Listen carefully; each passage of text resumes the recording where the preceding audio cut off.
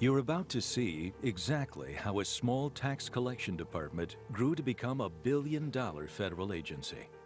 You will see how this agency maximizes its growth and budget by aggressively interpreting laws and by targeting individuals and small businesses for prosecution. Intimidation of innocent citizens, pointless paperwork prosecutions, manufacturing evidence, unwritten procedures, lethal publicity stunts. These are the legacy of an overgrown, overpowered agency.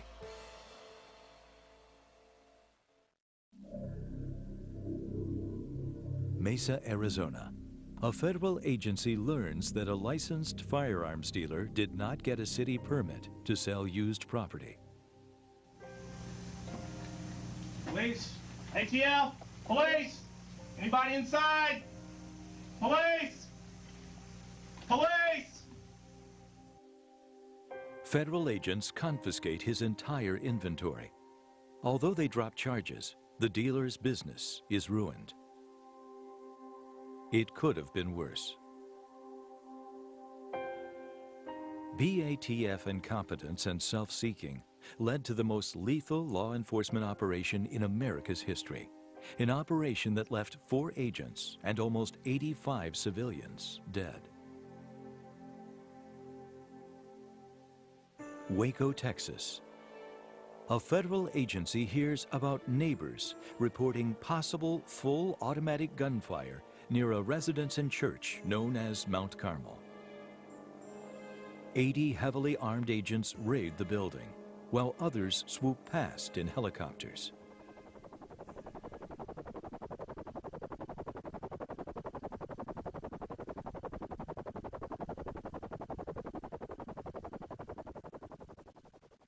Shots ring out, and the agents open fire. 911, what's your emergency? There are men, 75 men around our building. Okay, just a moment. This Lynch. Hello? Hello? There's 75 men circling. Hello? Hello? Hello? Yeah, this is Lieutenant Lynch. May I help you? Yeah, there are 75 men around our building, and they're shooting at us in Mount Carmel. Mount Carmel? Yeah, tell them there are children and women in here and to call it off. All right. Hello? I hear gunfire. Oh, shit. Hello? Who is this?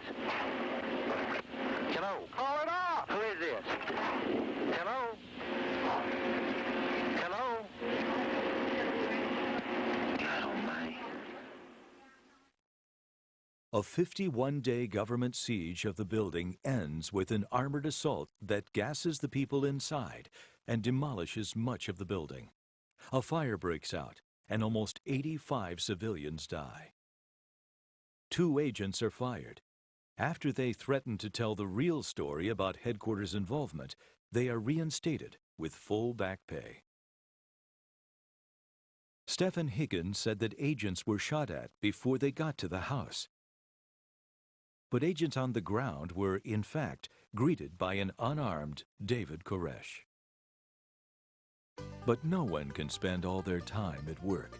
BATF agents must have time to relax, too. 1995. Congress investigates the annual Good Old Boys Roundup, where BATF agents held a drunken retreat at a rural location near Ocoee, Tennessee. The Office of Inspector General also investigated. We found substantial evidence that the campground was a hostile environment for women, especially in the later years of the roundup. Even male attendees told us they would not have wanted any female family member or friend to attend the roundup because of how women were treated. Apparently, the same concern and solicitude did not extend to the relatively few female law enforcement personnel who went to a roundup. Performances in the skit competitions included participants who bit off the head of a dead snake, ate a whole raw fish soaked in beer, defecated on stage, soiled their trousers on stage, and pulled chewing tobacco out of their trousers, pretending it to be excrement, and put it in their mouths. For a period of time, substantial effort was made to see who could be the most vile and disgusting. It hears testimony that black agents were kept out with crude signs and that the event sold T-shirts with Martin Luther King's face under rifle crosshairs and an appalling fake hunting license. Just who do these people think they are?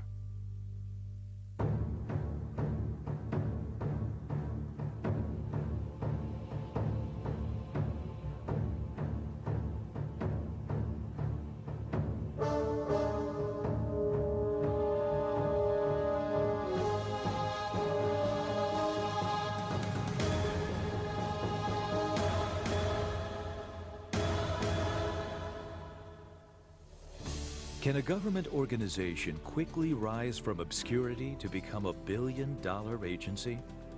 The Bureau of Alcohol, Tobacco, Firearms, and Explosives, more commonly known as the ATF, did just that. The problem is that it climbed to power on the back of American gun owners. To trace the origins of the ATF, we have to go back 80 years to the Prohibition era. From 1919 to 1933, all sale of liquor was outlawed in the United States. It was the noble experiment of Prohibition. The experiment proved a complete disaster, as organized crime and amateur distillers took over the business of booze. The government established something called the Prohibition Unit in the Internal Revenue Service, and the Prohibition Unit set to raiding underground distilleries, or stills, with a vengeance. When Prohibition ended, the Prohibition Unit went back to collecting taxes on liquor and tobacco, in the process raiding moonshiners who didn't pay taxes. The unit was renamed the Alcohol and Tobacco Tax Unit.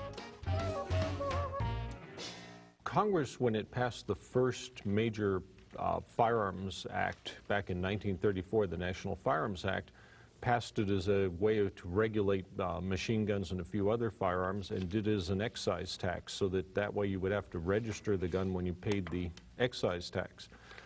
Since there was no logical other place to put it, they put this responsibility with the Internal Revenue Service, its Alcohol and Tobacco Tax Division, that along the side also enforced a few machine gun laws. Thereafter, it stayed with Treasury up until very recently when it was transferred to Justice.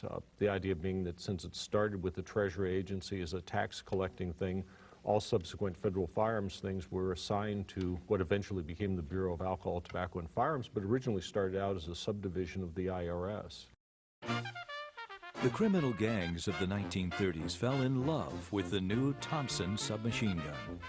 In 1934, Congress enacted the first serious federal gun control, the National Firearms Act, which imposed a tax on transfer of machine guns and other specialty guns. By paying the tax, the new owner registered himself as the machine gun's owner. Since the National Firearms Act was created to tax gun transfers, the Internal Revenue Service became the law's enforcer. IRS gave the enforcement job to its Alcohol and Tobacco Tax Unit. But that unit's main business remained busting moonshiners. Its gun responsibilities were so minor that the unit never bothered changing its name to include the word firearms. Throughout this period, most of the 20th century, federal involvement in firearms regulation was trivial. Who knows if even one federal employee did full-time work investigating gun cases? To understand what increased federal government involvement, we have to go back to the halcyon days of the 1950s and the early 1960s. Guns, including military surplus bolt actions, could be ordered freely through the mail. Prices were cheap, and hobbyists could trim down the stocks on military guns to make them into good deer rifles for about $40. If someone were willing to spend more money, he could even get a cannon. Hunters were happy, and gun collectors ecstatic. Crime rates were very low. In 1960, the violent crime rate was about 1/3 what it is today. One group that wasn't happy was the firearm manufacturers. The manufacturers saw $40 mail-order deer rifles as cheap competition. Their trade group began to push for laws that would cut off the competition. Connecticut was then the center of gun manufacturing, so it's natural the manufacturers turned to Senator Tom Dodd of that state. The gun manufacturers wanted a bill that would outlaw importation of surplus guns and outlaw mail-order sales by forcing gun owners to buy from licensed dealers in their own state. Dodd was a natural choice in another sense.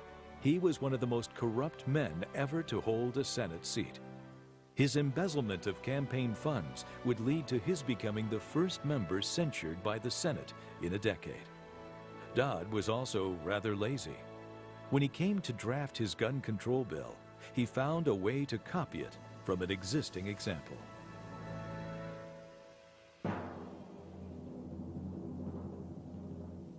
The burning question always has been, where did Dodd get the language for his Gun Control Act? He was trying to create a new federal scheme that had never existed before. There was nothing that could be used as a model. Most people might assume that Senator Dodd sat down and with a lot of hard work designed the Gun Control Act of 1968 from scratch. Simply not true. And 20 years after the Gun Control Act was enacted, one of our members told us, having seen long ago an article arguing that the Gun Control Act read suspiciously like the Nazi weapons law. Dodd was an attorney who had spent over a year in Germany, right after World War II, serving with the Nuremberg trials. So he might well have known of the Nazi gun laws. We managed to track down a copy of the Nazi weapons law of 1938 and had it translated. The parallels were astonishing. But while we had strong suspicions, we still had no hard proof that Dodd knew of the Nazi law. Then, a stroke of luck. An historian alerted Jews for the preservation of firearms ownership to the smoking gun that proved that Senator Dodd knew of the law and had his own copy. In the record of Dodd's committee hearings, he had found a letter in which the Library of Congress that responded to Senator Dodd's request for a translation of Nazi gun laws, including the weapons law of 1938. The Library of Congress's response noted that Tom Dodd himself had already found and sent to them his own copy of the Nazi gun laws. As I've said, there were striking similarities between portions of the Gun Control Act and the Nazi gun laws. All gun manufacturers and dealers were to be licensed. They were to sell only from their premises. They had to maintain bound books reflecting acquisitions and dispositions, with entries exactly paralleling those American gun dealers must keep. And these were subject to police inspection. When they went out of business, they had to turn the books into the government, just as an American gun dealer must do. Senator Dodd had plagiarized the Nazi gun laws in order to create the Gun Control Act of 1968. Nummer 22.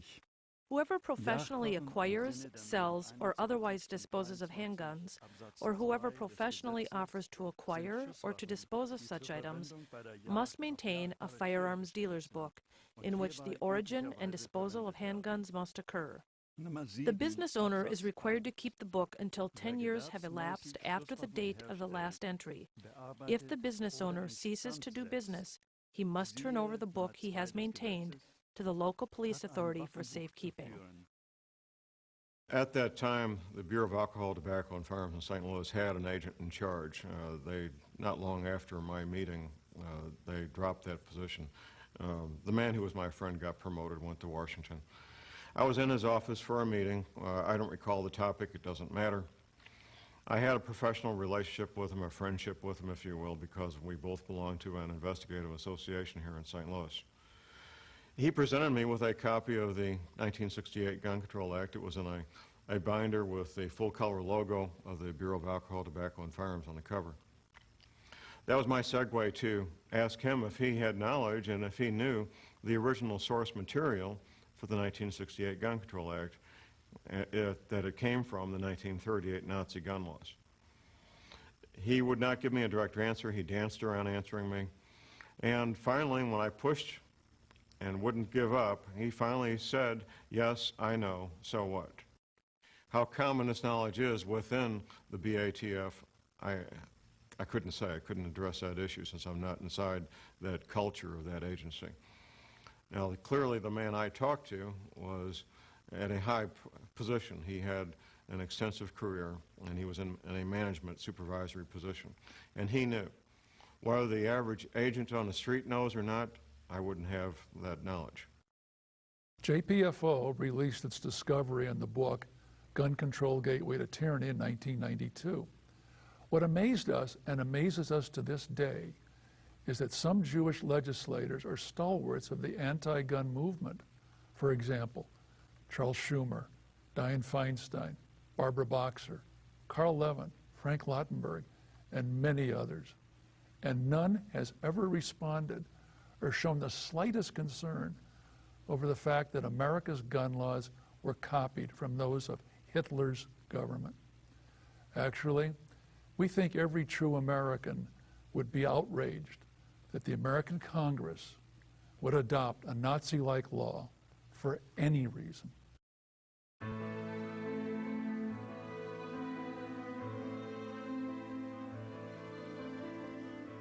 After the Gun Control Act was enacted, its enforcement was given to the Treasury Department.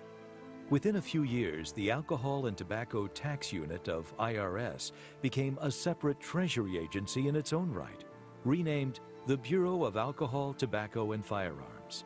The new agency set out to expand its mission and its size, and it wasn't too choosy about its methods.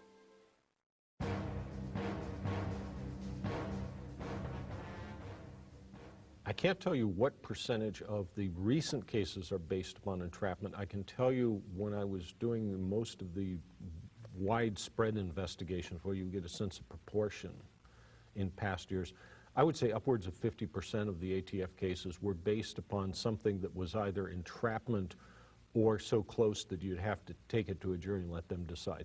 Where you had a person who didn't start out to break the law, but was either enticed into making a technical violation so they could bust him, or as in the case of Randy Weaver, where it wasn't a technical violation, he knew it was breaking the law, but they were offering him an enormous amount of money and he was basically starving on the edge of existence. He wouldn't have broken the law but for the fact that they were out there offering him several $100s per gun to make an illegal gun.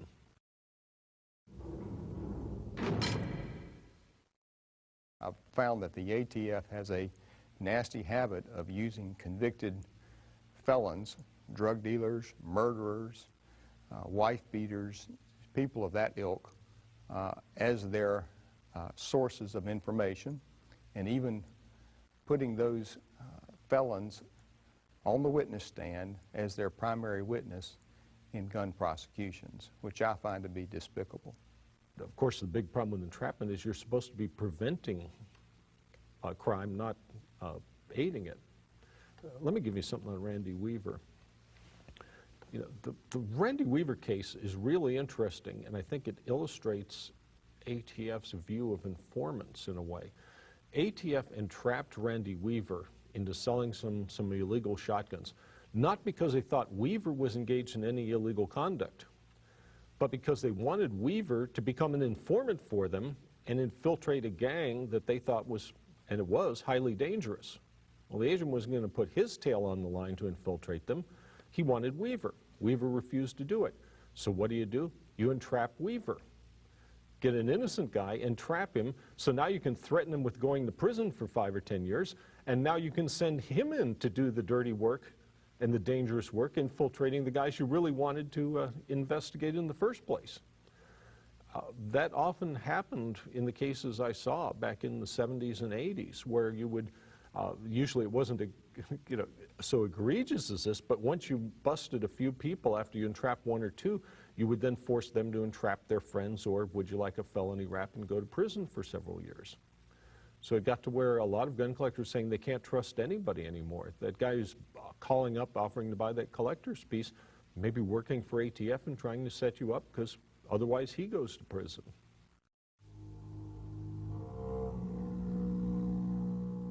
I have found over the years of defending people that the BATF usually targets the little guy, the one who can least likely afford trial counsel and counsel who knows what they're doing with regard to weapons cases.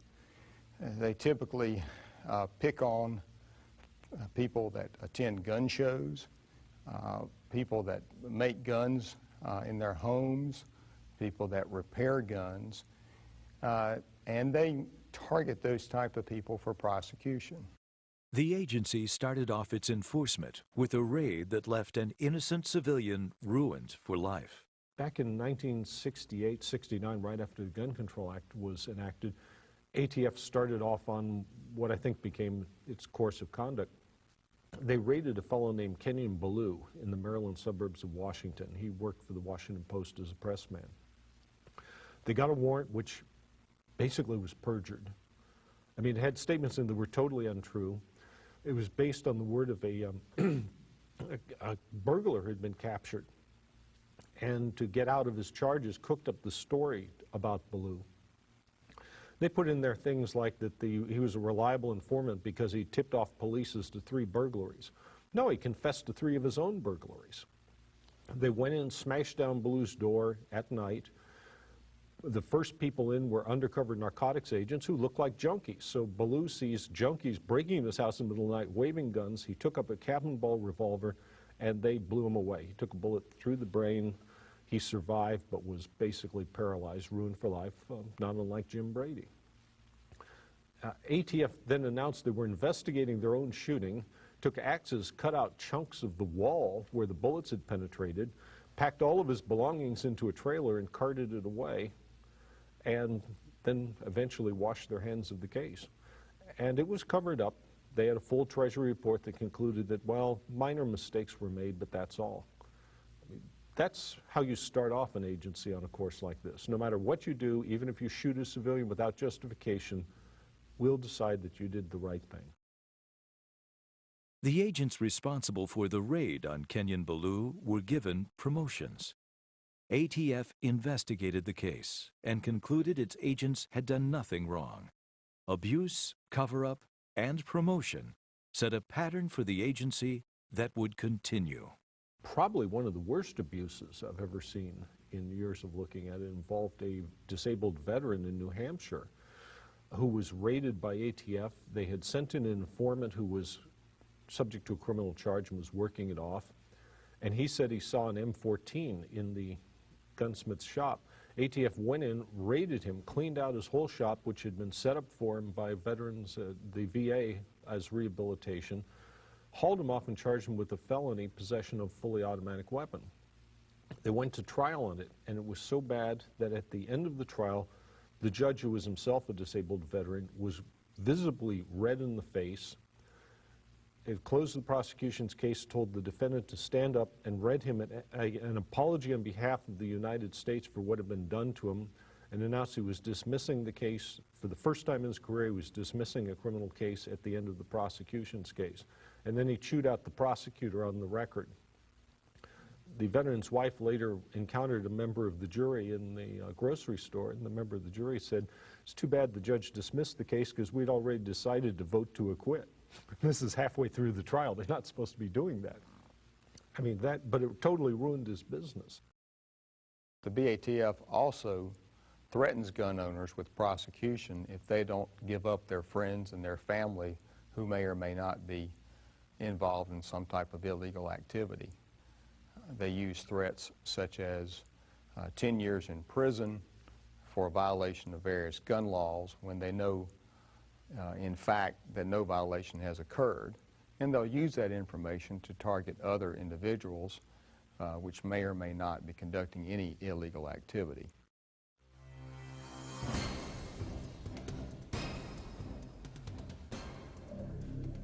ATF agents came to feel so powerful that they set out to intimidate writers who portrayed the agency in a bad light. John Ross authored a novel entitled Unintended Consequences that portrayed ATF as a thuggish and abusive agency. The name of my novel is Unintended Consequences, and the story is about a man that we see in the book from childhood to early middle age, growing up impassioned in the gun culture. And one day, or one night I should say, in late evening, he uses his shooting skills to stop what he believes is an armed robbery. And when he interrogates the survivors, he discovers to his horror that he has stopped not an armed robbery, but an illegal federal raid where the agents were planning to plant evidence and use the asset forfeiture laws to send a man to prison. And we get a very interesting story, I think, about this. And what has bothered some people is that I've used so many real-life examples of government abuse in the course of the story. I didn't have to make them up. I used things that have actually happened and that are documented. In about 1997, I'm not sure of the exact month, but in that year, there started to be a lot of rumors around the gun culture that the ATF was taking notice of my book. And the way I became aware of these rumors was from the internet discussion groups that centered around the recreational shooting and collecting of guns. And I started hearing reports that different vendors at gun shows in several different states, I believe it was incidents happened in 4 different states, where people identifying themselves as ATF agents, now whether they were or not, I don't know, but people identifying themselves to a seller at a gun show as ATF agents were seeing that they were selling my book and they were threatening them with unspecified problems if they continued to sell my book. And the result of my publisher and I learning about these different incidents was that my publisher posted a full-page ad offering a $10,000 reward for anyone's information that led to the arrest and conviction of a federal agent abusing his authority in this manner. Many people have asked me if I believe that these threats that happened to various sellers were made by actual ATF agents or were they people pretending to be ATF agents. I don't think that any of the incidents involved someone pretending to be an ATF agent, because that's a serious crime. It's a serious crime to impersonate a federal agent. And I don't see anybody doing that just to get their kicks, talking about scaring someone off from selling a book.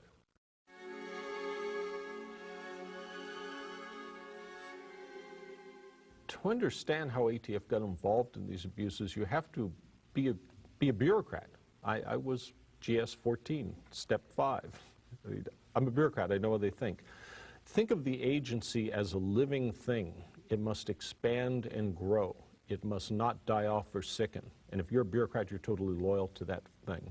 So how do you make your agency grow? And the answer, if it's a small law enforcement agency, is more arrests, more seizures. Congress will give you more money for that. ATF's now approaching $1 billion a year in budget, I believe. They want to keep that growing. So the result is that middle-level management and upper management will pressure agents, give us more results. We want to see more raids, we want to see more arrests, we want to see more seizures, and we want to see more good publicity. That's the biggest operative factor. Then you get, how do you get those seizures and raids and things like that? Well, you can generate a lot of numbers just by calling up your local police and saying, whenever you arrest a guy with a gun and a felony rap, send me the form and I'll fill out a cover letter and send it to the U.S. attorney, and we'll charge him with being a felon in illegal possession of a gun. The problem is you can't get promoted on that, because within the bureaucracy, the basis for your promotion is that you are handling increasingly complex issues. Well, that's a job your secretary could do, attach a cover letter to a police report and send it over there. So if you generate a lot of cases involving convicted felons getting caught, you'll never get promoted. So the only way to solve your agency mission and get yourself promoted is to make a lot of cases involving something that sounds complicated. Well, felon in possession isn't that, but your local gun dealer is. Your local gun show, your gun collectors, now you can make that sound like you've got 10 or 20 people engaged in illicit conduct and you had to go undercover to investigate them. Now you get your promotion. Unfortunately, thinking like a bureaucrat can cost lives. In 1993, that happened at Waco, Texas. How much of the ATF raid on the Davidians was motivated by simple publicity is illustrated first by the operating code that began the raid, which was Showtime. It's Showtime was the code to begin. But the second is through Freedom of Information Act, I got a video taken inside their raid headquarters as they're preparing for the raid. These are not people who are ready to storm an enemy-held building. They're not expecting it. This is all a big show. They're laughing, they're joking, they're reading the Sunday paper, they're having a good time, they're taking commemorative pictures of each other. They're expecting this to be a gigantic pushover, and they're just there with the 3 helicopters and 80 guys and submachine guns to put on a big show for the media cameras. ATF covered its tracks by portraying Koresh and his followers as fanatic cop killers. But the tape of a call that Koresh made to an ATF agent after Koresh was shot in the raid suggests they were not killers at all and had no hatred of law enforcement. Although he was badly wounded by the agent's bullets, Koresh is quite friendly to the ATF agent. All right, guys, like I say, it would have been better if you just called me up or talked to me. Then y'all could have come in and done your work after. I would have told you this, Steve. I was telling Robert, you know, I told him this morning, I said, look, because, you know, like I said, I had this vision. And I told him, I said, Robert, I said, you got to do what you got to do. Yes, sir. You know. Usually, of course, ATF activities do not leave about 85 civilians dead, as they did at Waco. But the way ATF usually uses the powers of the government, powers given and paid for by you and me, is not pretty. The BATF is always very restrictive in their interpretation of the gun laws. If you call up an ATF agent and tell them you plan to do something with regard to gun ownership or building guns, they will invariably tell you what you're doing is illegal, when in fact it's probably not.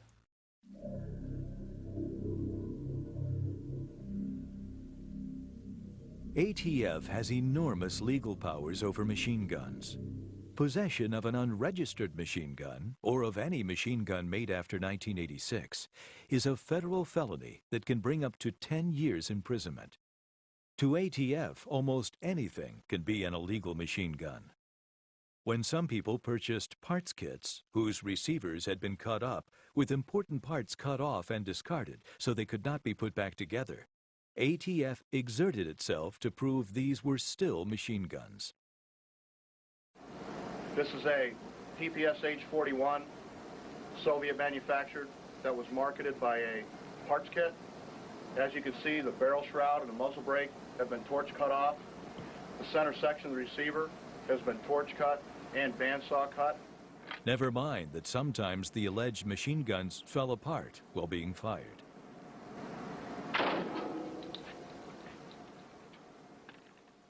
And to claim other cut-up part sets were machine guns, ATF had to weld them back together and then redesign the monstrosity so that it would finally shoot. The weapon has been bandsaw cut at this location through the magazine well, behind the ejector lock assembly, with the tailpiece missing. In order to restore this to fully firing condition, 2 small tack welds were made at both sides of the cut here, and a tail section was manufactured from scrap metal and welded to the back of the ejector block. We welded the forward sections of the receivers where they'd been torch cut here and bandsaw cut here. As you can see, the cuts were made with a bandsaw, removing the center section of the receiver. In order to restore this firearm to function as a fully automatic firearm, we manufactured a feed ramp using JB epoxy weld. We welded a piece of metal bar stock to the top of the firearm to hold the bolt in place. And we manufactured a small ejector to the back of the magazine to function because the ejector in this particular gun was removed when the center section was removed from the torch cut. This practice of attaching a foreign object to a semi-automatic firearm or to just another object or a firearm component is extremely important. The ATF has declared that the use of an ordinary item used to induce fully automatic fire is in and of itself a conversion device, therefore a machine gun. Why is this important? The ATF themselves, in their scientific testing methods, are attaching foreign devices to semi-automatic firearms and to firearms devices in order to rig the test for a false positive and prosecute people. It's as if you bought a toaster, then found you'd been sold metal scrap, and not even a complete set of scrap at that. Customer service. Hi, I bought a toaster from your company, and I'm just opening the box right now, and there's a bunch of scrap metal basically in the box. Yeah, that sounds like our toaster. But there isn't even a heating element that I can see. It's missing parts. I can't make toast with this. Well, you could probably go to a hardware store and buy the parts and maybe take it to a metal shop to get it all together, but with some experimenting and rewiring, you'll be toasting bread. Sir, this is not a toaster. But you got a toaster. I'm failing to see your problem. This is not a toaster. Ma'am, it is a toaster. Of course, one big difference is you can't go to jail for 10 years for owning a toaster, as you can for owning an unregistered machine gun. Supposedly to sort things out, ATF has a technical branch, one of whose jobs is to examine guns and gun-related accessories and declare whether they are machine guns. In my experience, I found that the ATF is not interested in finding the truth. They're more interested in keeping the conviction rates up against gun owners. In fact, the Congressional Research Service looked into ATF testing procedures and found the agency had no standards for the tests. If the technical branch could get a gun to fire 2 or more shots per trigger pull, no matter what they had to do to it or how rarely it happened, that was good enough for ATF. It is legal in most states to own a machine gun if a person obtains a federal permit. Several 100,000 Americans, including rocker Ted Nugent, have chosen to do so. If shooting is fun, shooting a machine gun is still more fun, and it keeps ammunition manufacturers in business. BATF, though, has enormous legal powers over owners of machine guns.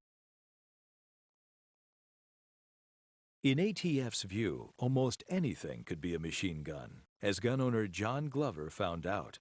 He owned some FN FAL semi-automatic rifles. My first contact with the ATF was one afternoon about 5 o'clock. They knocked on my front door and asked if they could come in and ask me some questions. And me, feeling I had nothing to hide, said, sure. And then they came in and asked numerous questions for about an hour.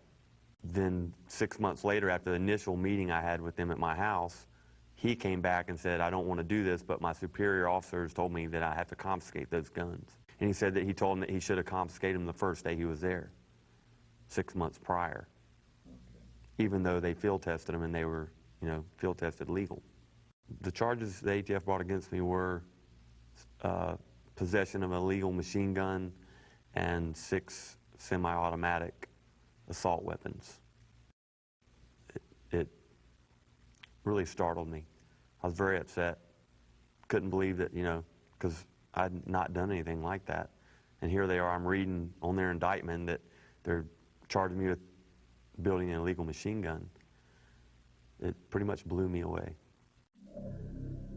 ATF claimed it had tested one of his guns, and it had fired full automatic, making it a machine gun. Fortunately, Glover went to a good attorney and hired a firearms expert. This technician tried in vain to make this weapon that he claimed to be fully automatic fire more than one shell at a time. And after some 15 tries, it finally did.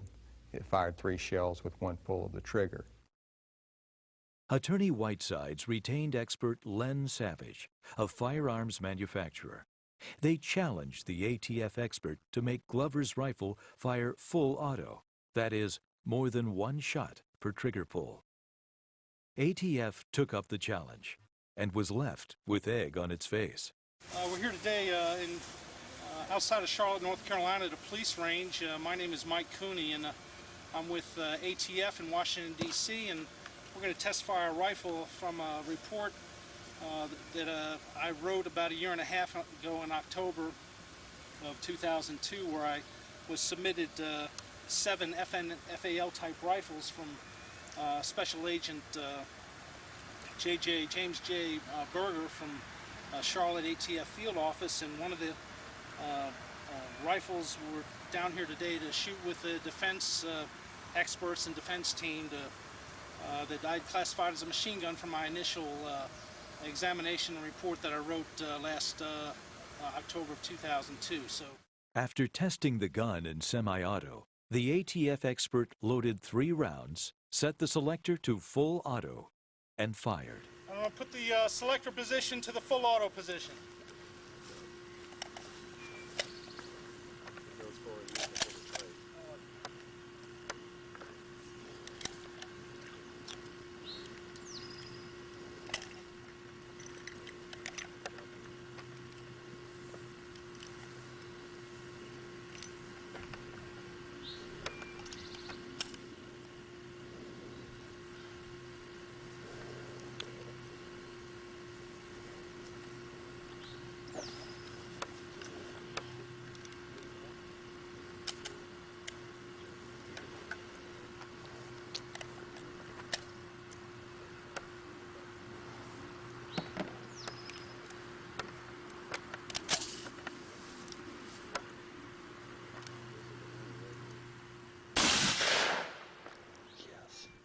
One shot, and then a jam. Just for ATF's information, this is how a machine gun is supposed to fire. And this is how a completely lawful semi-auto rifle fires.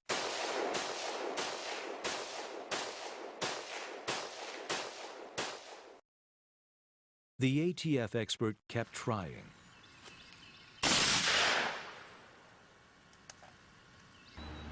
It's in the full auto position with 3 rounds loaded. Finally, after many tries, the rifle fired 3 shots. Be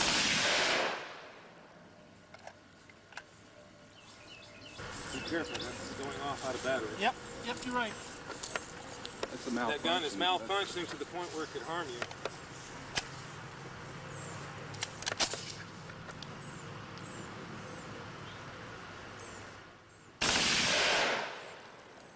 It turned out that the ATF firearms expert had never looked inside the rifle. Is there a possibility that there could be powder fouling around the firing pin spring?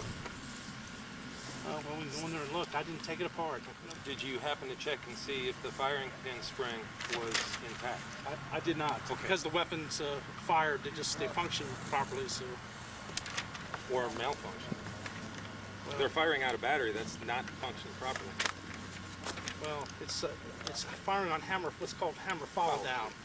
I don't want to argue with you on it. We can argue with it. Oh no, not arguing. I'm just that's the reason for the safety sear, is it not when it's in full auto? To make sure that you don't have an out of battery ignition. I think we're going to find a broken firing pin, retainer spring, or it's going to be fouled because the gun's malfunctioning. Well, that's your opinion. What the gun expert Len Savage found was that the firing pin spring was disintegrating, allowing the rifle to occasionally malfunction and fire multiple shots.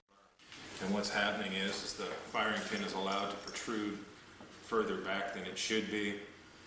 And at that point, with the spring being broken down, even in a minute amount, even when it didn't fire, they were getting primer strikes, which shouldn't happen.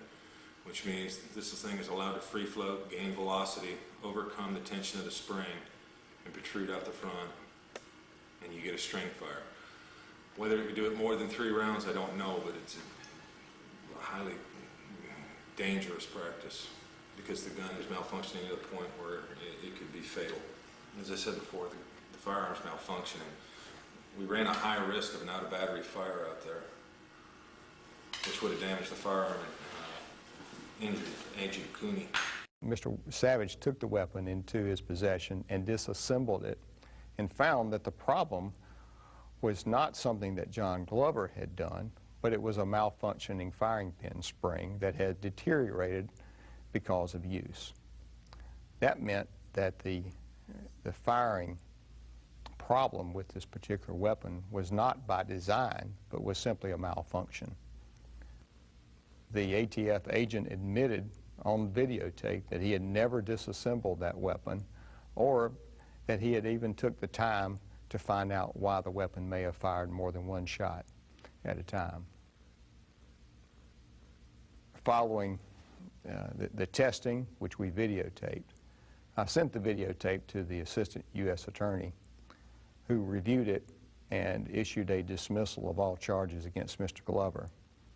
We later petitioned the same Assistant U.S. Attorney to return John's guns to him, which they did.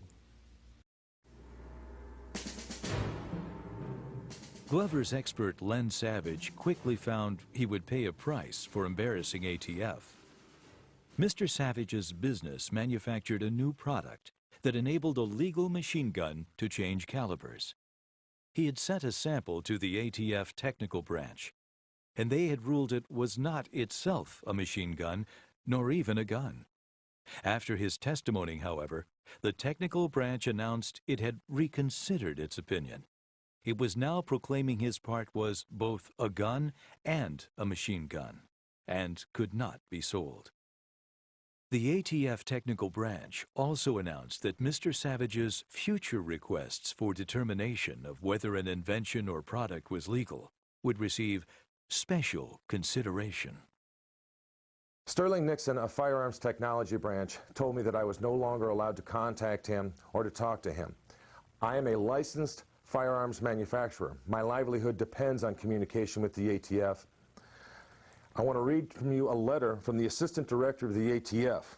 A telephone number has been solely dedicated for federally licensed importers and manufacturers of firearms and ammunition to address your technical questions regarding firearms and ammunition. The telephone number is 304-260-5476. Yet when I call this number now, I'm told that they're not allowed to talk to me and they hang up. Without any legislation, without any due process in court, this amounts to nothing but an economic sanction against me and my company. Orders approaching $500,000 have been canceled. Designs and all research and development have completely stopped, and my company has been devastated by the actions of the ATF. It isn't just those who testify against ATF who are victims of ever-changing regulations and rulings. A firearms distributor sold a deactivated parts kit with approval of ATF. 6 years later, ATF changed its position and demanded that those parts be returned within 3 weeks without compensation to the purchaser.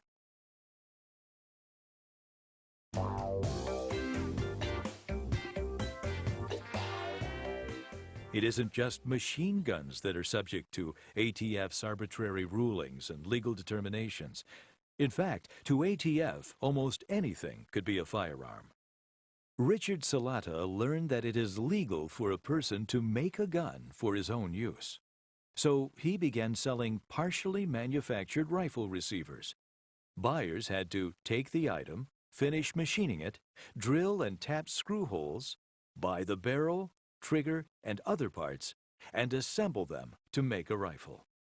An ATF raid put an end to that product. Well, in the first thing in the morning, I went to the sheriff's office, and the ATF, FBI were in there. They held me there for half an hour, asked me some questions, showed me the warrant. In that time, they were raiding the house while I was down there to make sure that their officers were safe, and I was out of the building. Then when I came back, we got back to the building around 9:30, and the SWAT team had already been through the house to clear it, which I didn't actually see that, but they did have a helicopter flying around over the building while I was there. They also had 2 snipers up on the hill, I was told. Back at my building, at my shop, they interrogated me a little bit, and they were asking again about the subversive information that I had. The 2 constitutional study courses and the 2 DVDs on Innocence Betrayed, and BTAFE fails the test. We might wonder why the agents were so concerned about his watching Innocence Betrayed. Innocence Betrayed is a video documentary that tells the story of several modern genocides and how gun confiscation in each country made the genocide possible. For some reason, the agents found the story disturbing. They kept asking why I kept watching that and if I believed all that information. And again, I repeated that, asking them if they believed everything that the government told them about, and they repeated yes, that they did. With a host of ambiguous laws upon which to rely, ATF is free to proclaim almost anything, a gun or a machine gun, even your shoestrings.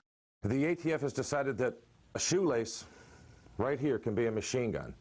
And what this shoelace could be done is it could be tied around the trigger, around the pistol grip, and to the cocking handle of a semi-automatic firearm. And when you do this, it will induce fully automatic fire. It is extremely dangerous, it could kill you, and would not be controllable. And the ATF has in writing declared that a shoelace is a machine gun. How does ATF get away with this? Remember, it has no standards for testing. Without a written standardized testing procedure, this appears to infringe upon people's rights to due process. The ATF has and can compose a test to arbitrarily come up with a false positive or a reason to prosecute. In October 2005, the Congressional Research Service published a memorandum that documents the fact that the ATF does not have a written testing standard. Here's what the ATF wrote to me about this on March 2nd, 2006, and I want to make sure I get this right, so let me quote it directly from the letter. ATF does not have a firearms testing manual addressing procedures for the classification of every firearm. The Firearms Technology Branch has for many years utilized established procedures for testing firearms. These procedures are part of every firearm enforcement officer's on-the-job training. At this time, the Firearms Technology Branch is in the process of converting these procedures into written form. This begs the question, who is overseeing the writing of these procedures now, and how are they going to affect our rights? In light of ATF's arbitrary testing that could put an innocent gun owner in prison for 10 years, Representative Phil Gingrey introduced a bill that would require ATF to videotape every test. It seems like a modest proposal, but Representative James Sensenbrenner, an ATF ally, made sure the proposal died in committee. ATF remains free to conduct its testing off the record. And who is doing the testing? One time I did have people within the ATF who would cooperate with me and give me inside information. But since Sterling Nixon has taken over Firearms Technical Branch, anybody with a conscience is either transferred out or been forced to retire. The agency's arbitrariness isn't limited to testing. In the eyes of ATF, almost any gun collector could be an unlicensed gun dealer. And being a dealer without a license is a felony. They're really taking honest individuals and turning them into criminals. The game has really changed. It's no longer the crooks versus the honest people. It's the game of what the government agency is allowed to do. If they're allowed to lie to the grand jury and obtain indictments, then they can lie at trial. And to them, it's just a matter of a conviction game.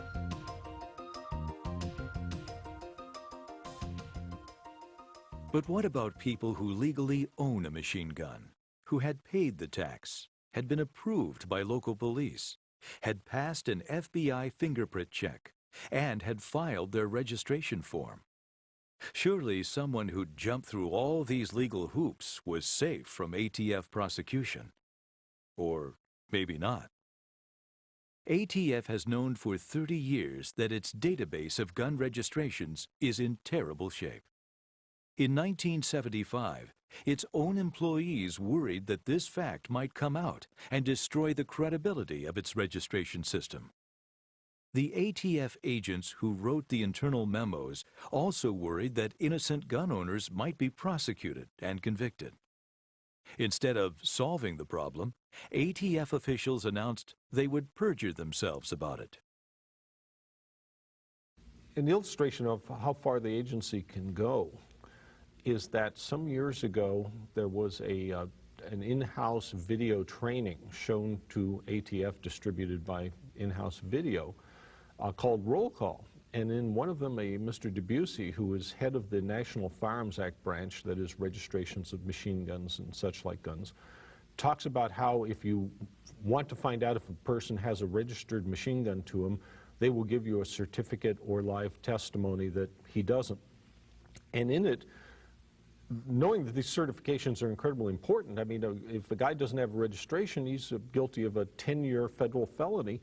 Debussy several times says he and his agents will commit perjury to certify that their database is 100% correct, when elsewhere in the video he says some of the records are under 50% correct. Let me say that when we testify in court, we testify that the database is 100% accurate. That's what we testify to, and we will always testify to that. As you probably well know, that may not be 100% true. If it was, if our database was absolutely error-free, we could simply run the name of the individual and his first name, and if it didn't come up, we could guarantee everyone that that individual doesn't have a Title II weapon registered to him. But Debussy makes it very clear that they will commit perjury. And in exchange, he was, I'm told, given a different position within the agency. How badly flawed is ATF's record of machine gun registrations? One dealer's security camera picked up his conversation with an agent while ATF was inspecting his records. George, do you know if all those discrepancies y'all found last time were corrected in the NFTR registry? I haven't touched nothing because of everything else. So I'm talking about the, you know, when you were down here? Right. Everything was accounted for, though. So yeah, but it was like 114 errors that y'all had in the registry. Right. Like I said, once everything else started, I stopped doing what I was doing. So. Okay. I just dropped it. Okay. But I know, but the thing is we accounted for everything. Everything was accounted for, paperwork and everything, so you've got your papers, that shows everything, all inventory was accounted for last time. Okay. Because, you know, if you start bouncing off of Washington, it ain't going to come back right. You're getting your things back now quickly. I haven't submitted anything lately. Well. How valuable is a registration system, even if it were accurate? Gun registration doesn't work, and we need to get away from the idea that somehow having a registry keeps people from doing bad things. A registry of firearms owners only tells you who the good guys are that own guns. It doesn't tell you the bad guys who they are who never bought a gun through the dealers. And ATF is not above some ordinary old-style corruption. In 1992, Miami Field Office processed invoices improperly by charging them against the wrong accounts. The Office of Inspector General found falsification of receipts and vouchers. In Chicago, a new employee contended sexual harassment began when offered employment by BATF. Again, in 1992, an agent steals cocaine obtained by search warrants.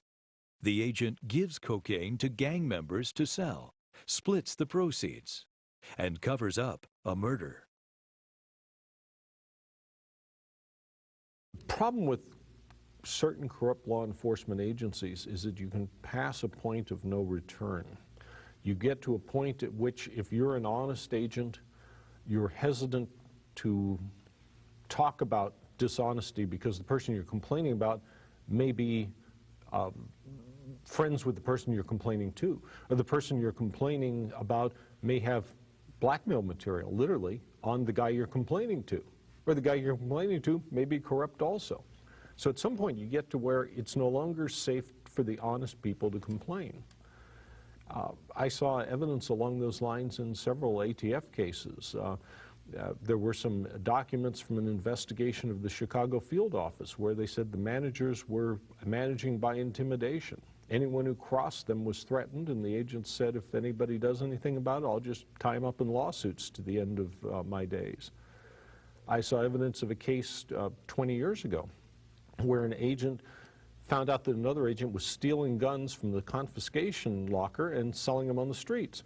They bumped into each other in the elevator, and the crooked agent had an armload of guns, and the good agent said, I know just what you're doing, and I'm going to turn you in. The crooked agent said, you're just the type of guy who would drop the guns and went for his pistol. He got out of his gun first and shot off the good agent's thumb. The good agent cleared leather with his own pistol and killed the corrupt one. So what do? Man was defending his own life against a corrupt agent who was selling guns on the street. The answer was they fired him, first time for bringing bad publicity to the Bureau. He got reinstated through the Civil Service Commission. Then they fired him again for using bad judgment and shooting the other agent. He got reinstated again. Then he got transferred at every 6 months around the country until finally quit in frustration. In one place where he showed up, he found a note on his desk that said, snitches butt out. So if you have a supposed law enforcement agency where a guy who does that is considered a snitch, I mean, we're talking jailhouse terminology. Basically what you have is a criminal organization. Criminality will be covered up, and if you report it, you're just another snitch. I believe to just acknowledge the ATF's rigging of prosecutions, there would be literally thousands of convictions that would be subject to review or possibly retrial. This would overload the American justice system, not to mention people's trust in that justice system. This is going to be a tricky fix for Congress because just to acknowledge it is liable to cause a big problem.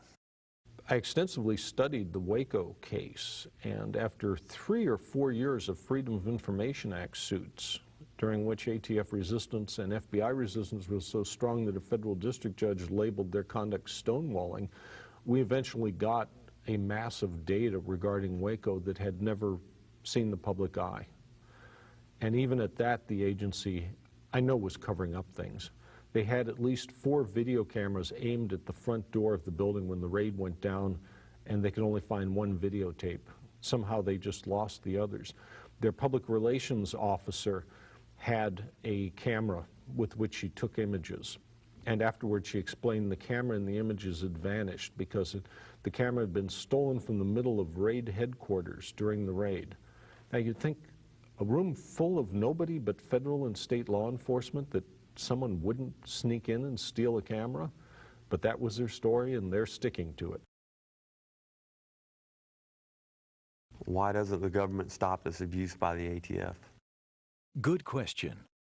Congress has over the years held hearings and heard about these and other abuses committed by what can only be called a rogue agency. An agency totally out of control, where agents beat innocent civilians and commit violent offenses, where law enforcement, in a phrase, thinks itself above the law.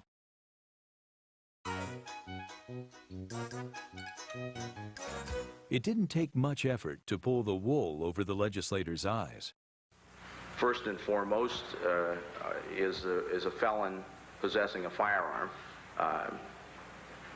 and we also have a recently enacted law called the Armed Career Criminal Act, which provides for a 15-year mandatory prison term for a person who has 3 felony convictions for violent felonies or serious drug offenses and is found in possession of a firearm. Never mind that ATF's own figures showed that only a few % of its cases were against armed career criminals. Gun Owners of America has had some direct contact with the Bureau of Alcohol, Tobacco, and Firearms and Explosives. Years ago, we went in to meet with one of their representatives. He was in their Congressional Relations Department. I would call him a flack catcher. He took some flack from us that day because we kept pressing him for the data behind their constant claims to Congress justifying higher and higher budgets, that their gun registry, which is a decentralized one, it exists in dealers' books all across the country, and they can find who bought a gun and who was the last registered person to have that gun through these books that are kept at the dealers, and they must be kept for 20 years. What crimes had they ever actually solved because and only because they were able to trace a gun? Well, of course, they didn't have that information. They said they didn't keep their data that way. Well, that's not what they tell the Congress. They go and they have one or two cases where they make it look as if the existence of the gun and the tracing was somehow the reason they were able to get everything accomplished. But the truth is that when you find a perpetrator, that's when you find the gun. Year after year, and abuse after abuse, Congress handed the agency more and more tax money. By 2005, the agency budget was verging on $1 billion. At the same time, ATF used its powers under Clinton-era legislation to put most licensed gun dealers out of business. Those that survived this purge were faced with license revocations based on technicalities. If you're an ATF agent or inspector and want to set up a firearms dealer and revoke his license at least, it's not hard to do. I once counted that for every gun entered into a dealer's registry, by the time he fills out the acquisition sheet, the disposition sheet, and the 4473, there are over 40 blanks that have to be hand filled in, involving data or checking a box. Some have to be checked yes, some have to be checked no. So we've got 40 items hand entered. What are the odds of making a mistake in filling out complex forms by hand? Say it's 1 in 100. Human error, irreducible. That means you will have one written error for every 2.5 guns that you sell. Okay, any large FFL who's selling several thousand guns per year will therefore have thousands of paperwork errors. So you just wait until those add up, come in and charge him with paperwork errors, and move to take away his license. It's practically sitting there waiting for you to grab it. With a shrinking number of dealers to regulate, how was the agency to justify a constantly growing budget? For one thing, it bought itself a new headquarters. The director budgeted $300,000 just for his personal office, with custom wood paneling, a hardwood floor modeled after one in the vice president's office, a disappearing television, and what he labeled a Star Wars command center. ATF's budget and its mansion-like headquarters were built upon the backs of its victims. They spent literally thousands and thousands. I've spent over $100,000 on this deal, myself, personally, out of my pocket. Not to mention the loss of time that I've spent. I've been messing around with this for 2.5 years. And when you're under this type of investigation, you can't function. You have trouble eating, going to the bathroom, just doing normal things because you are so stressed out. The money that the government wasted, I mean literally wasted, trying to make me a criminal, and I say trying to make me a criminal because I am not a criminal, is just appalling. You do see in agencies such as ATF an increasing, I don't know what you call a ratchet effect, where under administrations where gun ownership was viewed with disfavor, such as Clinton, the people who are anti-gun tend to advance. And they stay there through administrations which aren't particularly anti-gun. So essentially you tend to advance to the top by being anti-gun. These kinds of things haven't ever been addressed, and the underlying laws that were unconstitutional all the while that led to these kinds of tragic events have not been dealt with, and in fact the Congress continues to give more money and more power to the Bureau of Alcohol, Tobacco, Firearms, and Explosives. Over the years, amendment after amendment expanded the original Gun Control Act. In the 1990s, background checks came in, plus regulations on supposed armor-piercing ammunition. A long list of rifles and pistols were suddenly dubbed assault weapons and banned. In addition, ATF was empowered to put out of business most licensed dealers who didn't work out of storefront businesses. Persons subject to domestic violence restraining orders were forbidden to own guns. So were persons who pled guilty or had been convicted of misdemeanor domestic violence cases. The restraining orders might often have been issued by local judges on the barest of evidence, and the misdemeanor guilty pleas made years or decades before this change in the gun laws. Nevertheless, ATF occupied itself by seizing firearms from people who had pleaded guilty at some time in their life.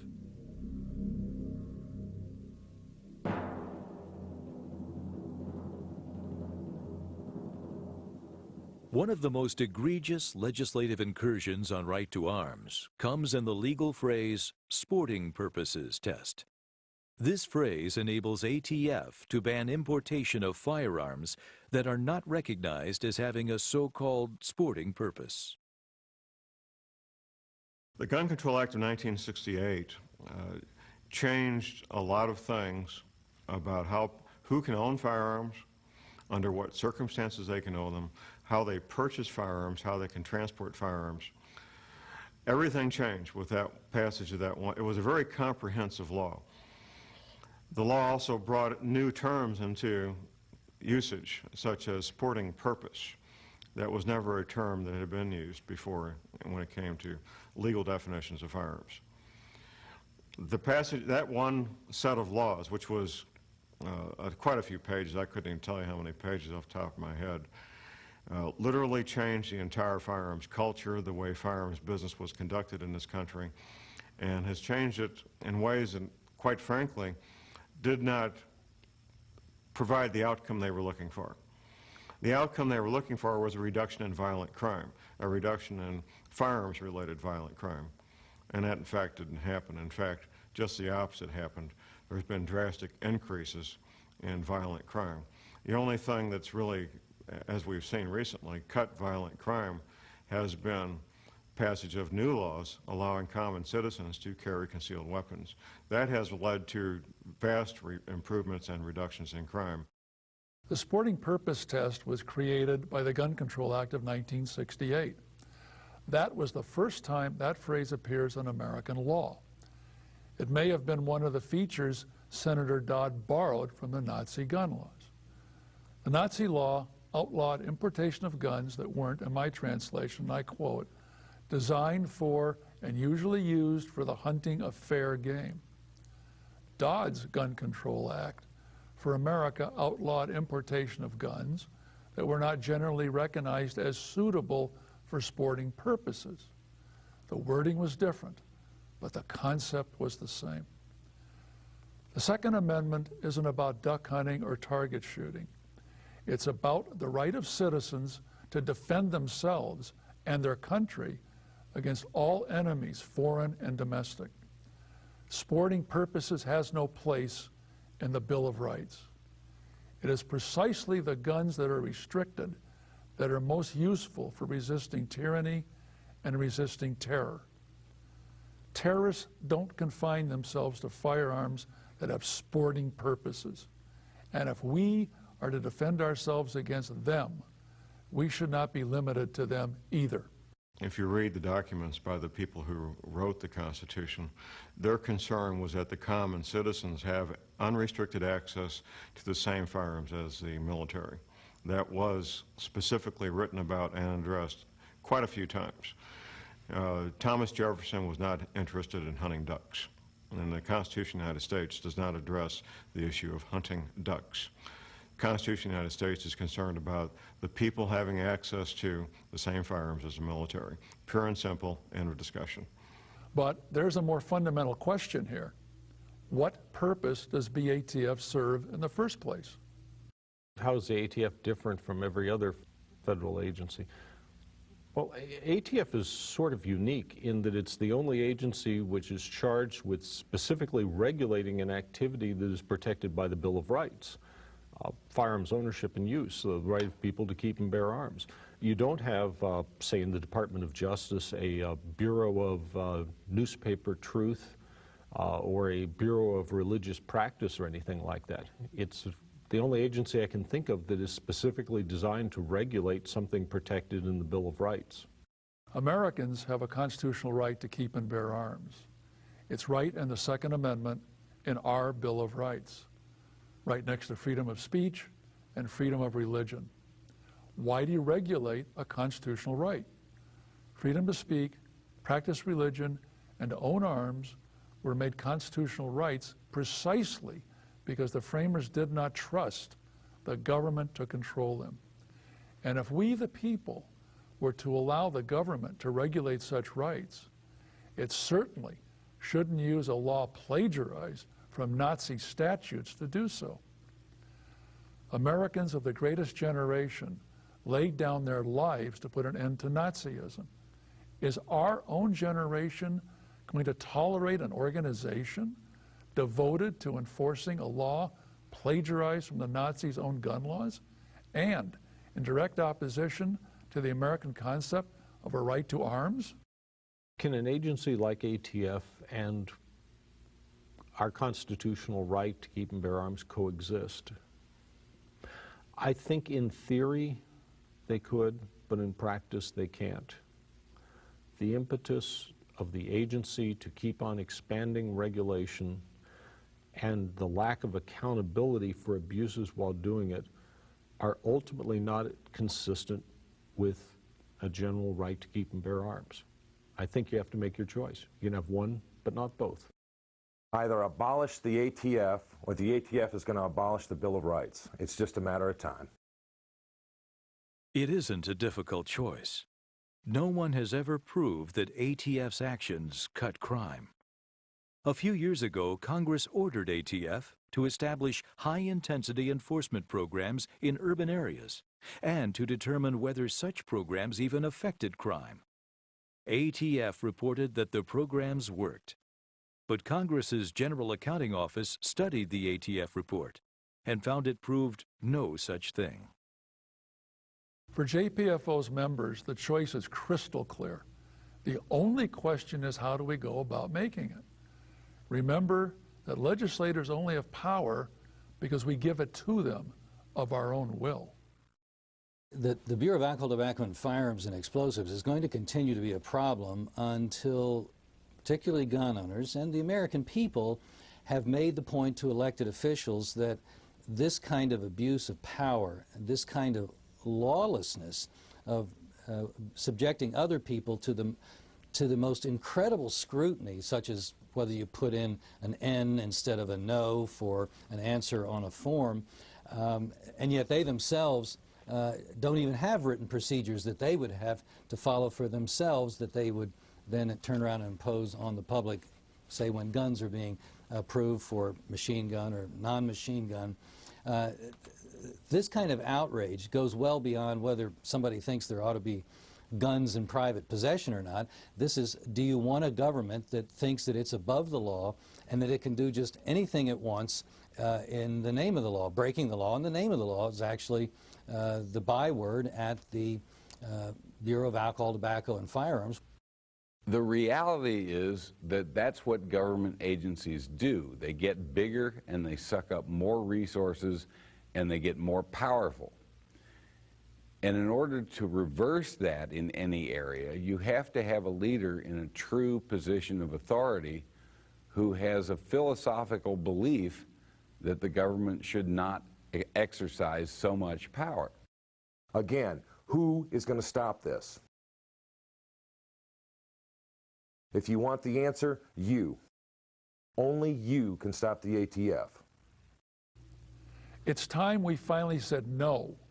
No to abuses, no to corruption, no to waste of our taxes, and no to any legislator who says yes to those. We did without BATF and the Gun Control Act for the first 200 years of this nation, and we can do without them today. As far as whether ATF is protecting American security, I don't see much evidence of it. You have to ask yourself, why do you have the agency in the first place? Maybe you need some regulatory inspectors to make sure that gun dealers' books are kept okay. But the enforcement function, why not give it to local police? They're the ones who know where the street criminals are. Just allow local police to make referrals of felon in possession or other gun cases to the U.S. attorneys, and the U.S. attorneys can decide whether to prosecute. Presto, you've eliminated an entire agency. In the long run, the Bureau of Alcohol, Tobacco, and Firearms needs to be abolished. There's no constitutional authority for the federal government regulating guns anywhere in the United States. You can read that Constitution as many times as you wish, and you just won't find it. In fact, you find a prohibition on anything that would infringe upon the people's right to keep and bear arms. And the way the Constitution was set up, and the way the 10th Amendment makes it very clear that it was set up, is if a power has not been delegated by we the people who formed the federal government, then that power does not exist at the federal level, and it's not a power that they can use. And so without specific authorization to regulate firearms, there can be no Federal Bureau of Alcohol, Tobacco, Firearms, and Explosives. The bottom line is, we don't have to put up with these abuses. It's time for 100 million gun owners to tell the BATF it's fired.